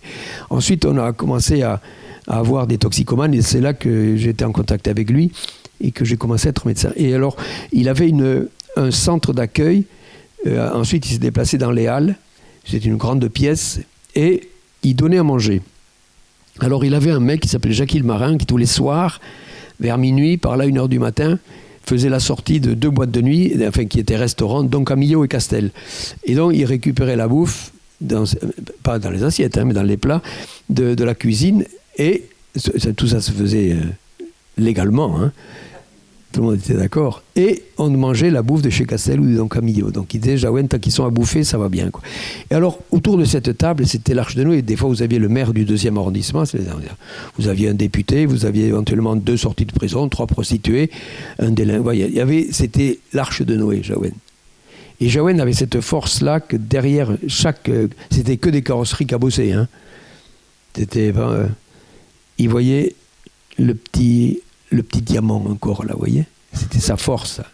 Qu'est-ce qu'on pouvait encore aller chercher et rallumer cette petite flamme. Et ça, il avait une neutralité par rapport à l'habitus général des gens qui se présentaient à eux. Je me souviens la première fois que je suis venu à Paris, donc on était en 4L avec lui, on était arrêté place de la Concorde, il y avait un mec à côté de moi, enfin à côté de nous, qui était en Rolls-Royce décapotable. Et moi, je regardais ça. Et il me dit, tu ne peux pas imaginer, il peut être malheureux, le pauvre. Voilà, donc Jaouen avait toujours cette lecture de l'essentiel, vous voyez, pas de l'apparence. Et donc, derrière toutes les apparences, même les plus rugueuses, il savait faire ça. Et donc, c'est quelque chose qui m'a appris. Hein. C'est pour ça, quand je vous parle de chacun un petit capital, je sais ça. Je sais pour l'avoir ensuite travaillé avec eux, avec ceux qui étaient en difficulté. On a une petite ressource, mais c'est fragile, quoi. Hein. C'est fragile, mais c'est vrai que de temps en temps, on peut être exaspéré en tant que professeur et des fois, on peut casser quelque chose qui est en train de se réparer. C'est difficile. Mais moi, je suis très respectueux de votre métier. Moi, je raconte des histoires, c'est plus facile. Mais vous avez un programme qui vous est imposé, donc c'est un peu plus compliqué. Mais tous les enfants ont envie d'apprendre. Vous voyez ? Tous les enfants ont envie d'apprendre, quoi. C'est ce chemin qu'il faut arriver à leur... Mais c'est plus compliqué aujourd'hui, peut-être ? Je ne sais pas. Ils sont très sollicités.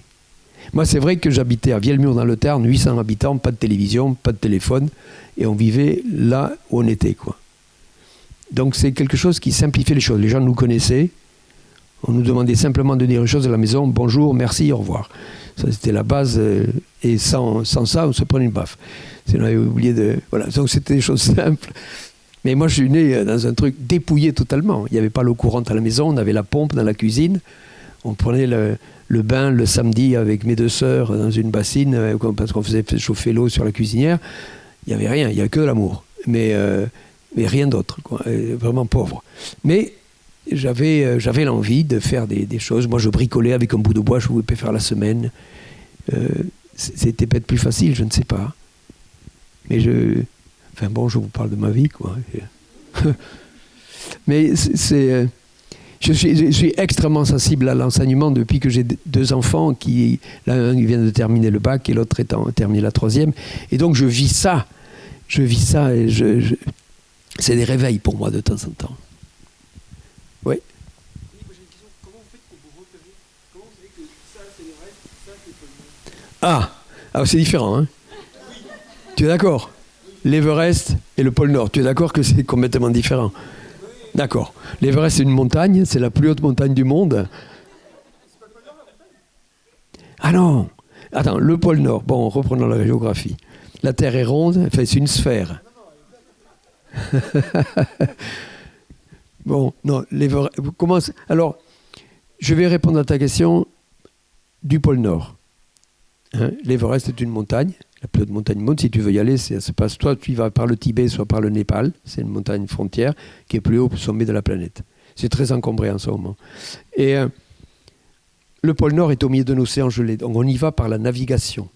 Quand j'y suis allé en 86, il n'y avait pas de GPS, pas de téléphone, rien du tout. Donc c'est la navigation. Je naviguais avec le Soleil. Le Soleil, c'est un astre fiable. Hein, il est fiable, le Soleil. À 6 h du matin, en heure solaire locale, il est plein Est. À midi, il est plein Sud. À 18 h, il est plein Ouest. À minuit, il est plein Nord. Donc quand tu veux aller au nord, s'il y a une heure solaire locale, tu peux servir du soleil. Tu vois, quand tu marches à 6 heures du matin vers le nord, tu as le soleil qui est là, puis le soleil il tourne petit à petit.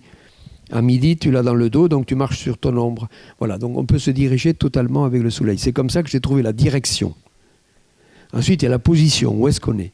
Et donc, aujourd'hui, c'est le GPS qui te le donne, mais il n'y avait pas de GPS. Donc j'avais une balise Argos. Une balise Argos, c'est un petit truc qui émet un signal, qui est capté au centre spatial à Toulouse. Et tous les jours, moi, je les mettais en route 1 heure quand je montais la tente. Et dans un village tout à fait à l'extrême nord du Canada, j'avais le camp de base, j'avais un copain qui était là, qui interrogeait le terminal du centre spatial qui est à Toulouse pour savoir ma position. Et le soir, il me donnait ma position par radio de la veille. Enfin, donc, je savais où j'allais pas vite, quoi. Je faisais 17-18 km par jour. Voilà, c'est comme ça que je connaissais ma position. Et la direction, c'est avec le soleil. C'est bon ? Mais non, mais est-ce que tu veux y aller ? L'Everest, est-ce que tu as entendu parler du Mont Blanc ? Voilà, mais il faut commencer par ça alors. Le Mont Blanc, si tu veux, c'est la plus haute montagne d'Europe, qui est à Chamonix. Donc on peut y aller par le côté français ou par le côté italien. Si tu veux, les montagnes, elles sont cartographiées, il n'y a aucun problème pour y aller. Il n'y a pas de... Il y a des routes pour aller au dernier village, et ensuite il y a des chemins pour y monter. Mais c'est une grosse... L'Everest, c'est un gros truc. Hein.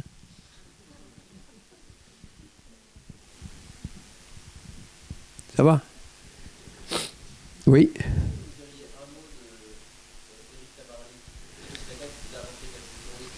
Ah, Éric Tabarly, dirigé par le silence, lui. Lui, il était indiscutable, et il prenait des manœuvres comme tout le monde. Par exemple, on ne changeait pas de voile tant qu'il n'avait pas donné son avis. Et donc, quand il y avait un vent qui fraîchissait ou qui mollissait, on allait le voir quand on était de quart, et Éric, ça fraîchit, ça mollit, etc. Et je viens, s'il était en savannette ou dans le carré, il venait, regardez, il dit bon, on envoie le speed, je sais pas, un truc comme ça, et il participe à la manœuvre ou pas, mais c'est lui qui décidait de la surface de voile qu'on mettait. Il faisait le point aussi, mais c'était quelqu'un de très sobre, sauf si on parlait de mer et de bateau. Il pouvait, et c'est plus qu'un marin, c'est un architecte. C'est lui qui a participé au dessin de pas mal de ces bateaux. Il avait une vision, c'est le premier qui a utilisé des foils, par exemple. Donc il était très en avance en termes d'architecture. C'était un gars très, très intelligent, Éric. Oui. Écoutez, je ne sais pas. Le pôle Nord, ça me va bien, les régions. C'est un désert d'abord. J'aime les déserts. Et le pôle Nord, c'était mon Everest à moi, vous voyez ce que je veux dire. L'Everest, c'était trop compliqué pour moi. Le Cap Horn, je l'avais passé, j'ai passé. Je n'avais pas l'idée de faire des courses à la voile, ça ne m'intéressait pas. Et le pôle Nord, c'était une synthèse tout d'un coup. Une synthèse de ma carrière de montagne, de tout ce que j'avais appris à la montagne et de la mer. Parce que c'est une navigation sur de la glace. Et ça m'allait bien. Mais aller dans les régions polaires, je voulais être médecin à la base française du Mont d'Urville, donc j'avais présenté ma candidature, et on ne prenait que des médecins, des aspirants, des médecins militaires à cette époque-là. Donc je me suis dit, puisque c'est comme ça, j'organiserai mes propres expéditions. Voilà.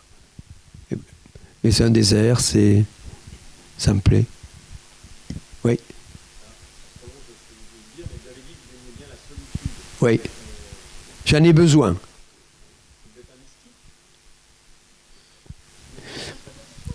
Vous me demandez si je crois en Dieu ? Alors, bien sûr, le pôle Nord, c'est quelque chose qui travaille, si vous voulez. Quand vous êtes seul pendant 63 jours dans un univers comme ça où il n'y a rien, aucune référence à l'humain, il n'y a aucune référence à l'humain, il n'y a rien du tout, il n'y a pas un arbre, il n'y a rien, c'est la mer gelée, quoi.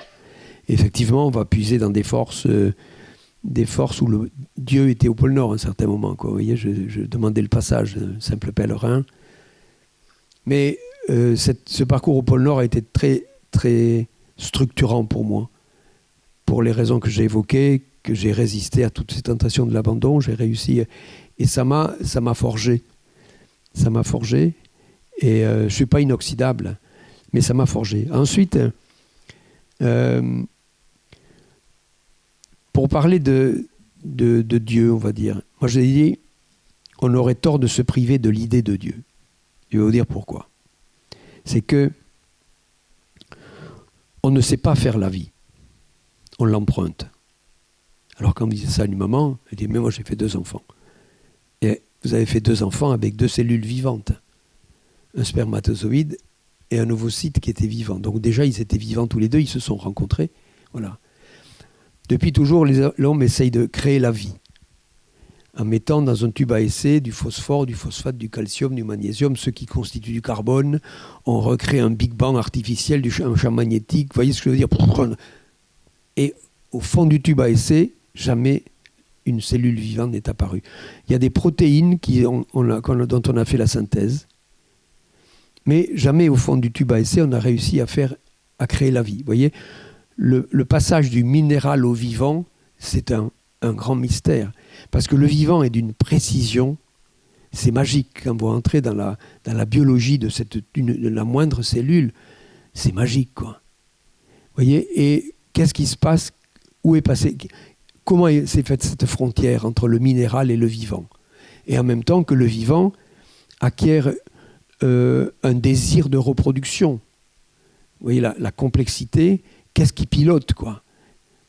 Et donc tout ça me fait dire qu'il y a des choses qui nous dépassent, et c'est pour ça que je ne le nomme pas, parce que pour moi la religion c'est une invention de l'humain. Ça a été souvent et encore toujours considéré comme une sorte de code civil d'un grand absent. Mais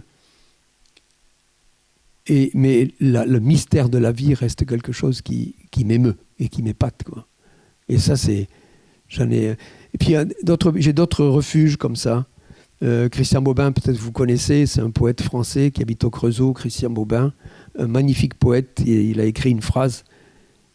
Il y a pour chacun d'entre nous, dans le ciel, une étoile, suffisamment éloignée pour que nos erreurs ne la ternissent jamais. Vous voyez, espèce de petit paradis où on a fait une connerie, on peut toujours se réfugier là-bas, on est pardonné. Et ça me fait du bien. Il y a cette étoile. À un moment donné, je me dis, est-ce on est nombreux maintenant sur Terre? Est-ce que, voilà, on peut en avoir des milliards chacun, hein. Il y en a plein dans les galaxies, etc. Voilà, c'est des moments comme ça. Vous voyez, vous allongez sur l'herbe et vous partez dans le cosmos. Où est-ce que ça s'arrête? Je trouve ça tellement prodigieux, quoi. On part, vous sortez de notre galaxie, vous avez Bételgeuse qui est la galaxie la plus proche de chez nous, vous la traversez, vous continuez. Et après, est-ce qu'on a un bocal dans une sphère, dans un cube, sans rien? Où est le bout? Vous voyez, donc voilà, ça peut donner des vertiges, mais en même temps, ça nous donne tellement une dimension qu'on est peu de choses, quoi. Et avec l'âge, je me rends compte que je suis devenu beaucoup plus poète, l'apprentissage du regard des choses sans importance. Et ça, c'est fondamental. Savoir, quand vous traversez une rivière, vous voyez, avec le pont comme ça, mais il y a des millions de vies qui sont dans l'eau, des petits têtards, des larves, des choses comme ça. Il y a une vie. Et ça m'émeut beaucoup. La vie, vous voyez, et nous, on est avec nos grosses pensées, nos gros trucs, un peu comme ça, là. On est des fois pas assez fin, je trouve, mais parce qu'on n'a pas été éduqué. Et je trouve que, moi l'écriture me rapproche. Parce que quand vous dites, vous allez, je sais pas, vous allez dans un parc et vous envoyez une lettre à votre grand-mère. Mamie, on a vu un rhinocéros, c'était super. Bisous. Mais vous avez une émotion, vous voyez ce que je veux dire, en voyant un rhinocéros. Et peut-être pas quand on est petit, mais après, quand vous voulez décrire l'émotion qui a été la vôtre à travers et quand on va chercher les mots pour le dire, on interroge sa sensibilité. Voilà. Et pour moi, aujourd'hui, l'écriture, c'est la grande exploration. Je me régale. Je me régale de trouver, parce que vous devez tous écrire, quoi, hein, et quand on a trouvé le mot juste, qui a le sens, qui a le son, qui a la place dans la phrase, c'est une vraie exploration. Ça me prend du temps, hein. Mais j'adore. Et jamais j'aurais pensé que je pouvais écrire, vous voyez, en partant de l'école primaire, quoi. Bon, la ultima, si. Vous savez que c'est un des fondamentaux de notre organisation Espérance. Quand vous voyez la vitesse de la fonte des glaces en article, c'est bien, ou là vous êtes sur Manhattan, Ah oui, il fait très chaud, oui. Sur cette base-là, sur quoi est-ce que vous fondez votre espérance pour ce problème ? Mais on ne peut pas... la globalité des complexes, des problèmes de la planète ne peuvent pas être réglés. Je vous dis, même le pape, qui a quand même 2 milliards de pèlerins fidèles, s'il avait la solution, il a suffisamment de personnes qui peuvent le suivre, mettre en route des grandes... Ça n'existe pas. C'est d'une grande complexité. Si vous voulez toucher un truc précis qui est le climat, on est tous des acteurs du changement climatique. Là, je suis venu en taxi, je suis venu en avion hier, dans la nuit, là. Je participe, vous voyez ce que je veux dire. C'est compliqué. Alors donc, on sait ce qu'il faut faire, le moins possible d'émettre du carbone, de faire attention à l'énergie, à ce que l'on mange.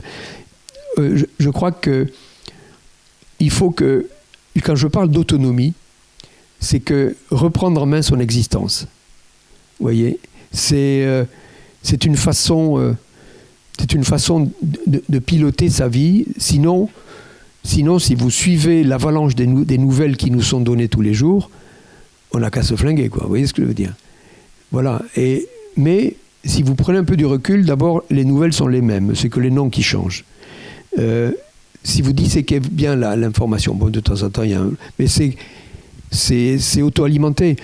Moi, j'ai fait, quand il y a la COP21, LCR, BFM m'invite à 11h. Fabius devait taper le marteau à midi. On m'invite à 11h, on parle du climat. À midi, il n'avait pas encore tapé. On reparle du climat. À 13h, il n'a pas encore tapé. J'ai dit, écoutez, moi j'ai tout dit. Je dis, je m'en vais. Il me demande de rester. Je dis, je m'en vais. Il me dit, mais attendez, mais nos spectateurs changent toutes les 20 minutes. Oui. Et donc, il faut voir que ça nous est débité. Donc, il faut prendre du recul par rapport à ça. Il faut reprendre un petit peu en main, un peu plus d'avantage sur le libre arbitre. Et sur des petites choses de lecture, d'écriture que je fais, j'arrive à trouver... Donc, globalement, on ne peut pas avoir de réponse. Il faut que chacun, et ça, chacun peut le faire, soit efficace sur sa zone d'influence. Il ne faut pas se planquer. Il faut agir.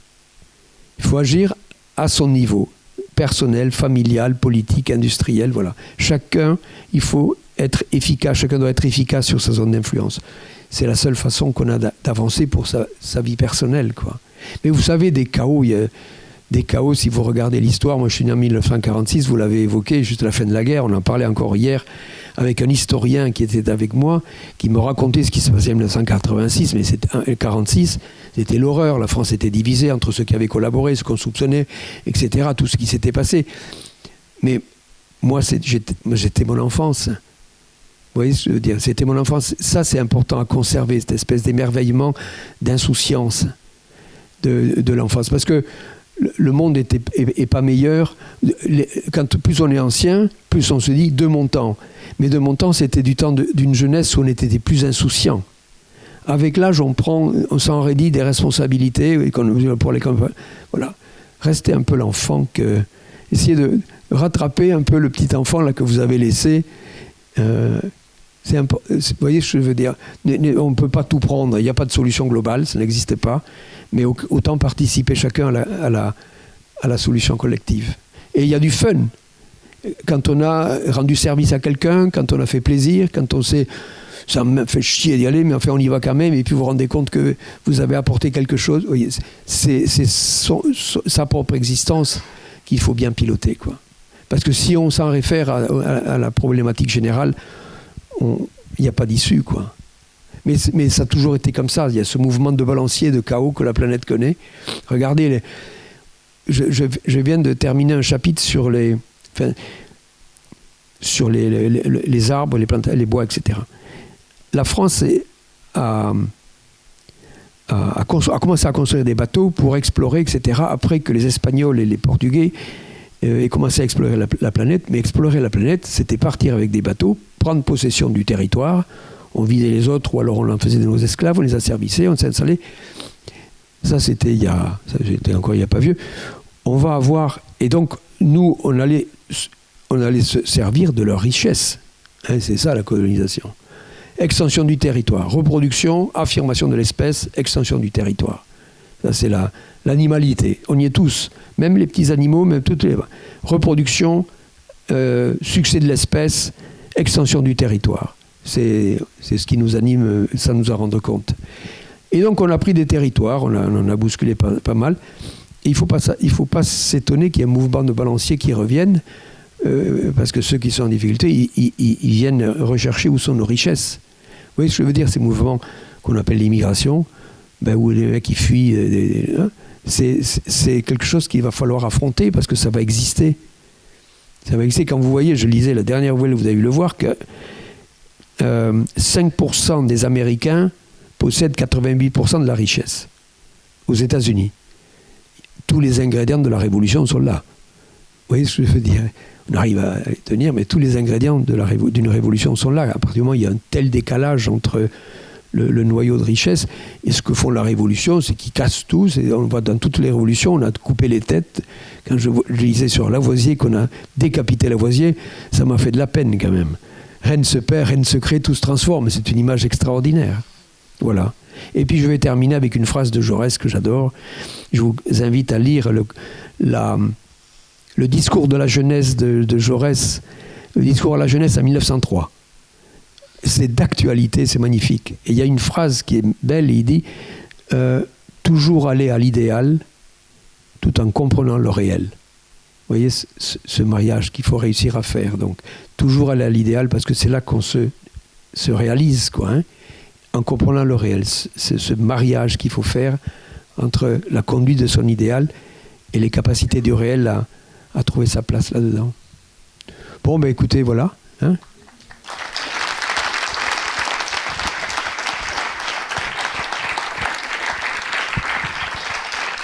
Un immense merci Jean-Louis Etienne pour ce magnifique témoignage qui vient nourrir Espérance Banlieue.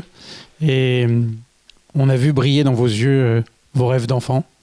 Et on vous en est extrêmement reconnaissant. On a pu enregistrer votre conférence et donc on pourra s'en nourrir à nouveau parce qu'il y avait quand même énormément de choses qui vont pouvoir nourrir toutes les vocations d'éducateurs, de professeurs, de nos directeurs et de nos professeurs qui étaient là. Vraiment un grand merci.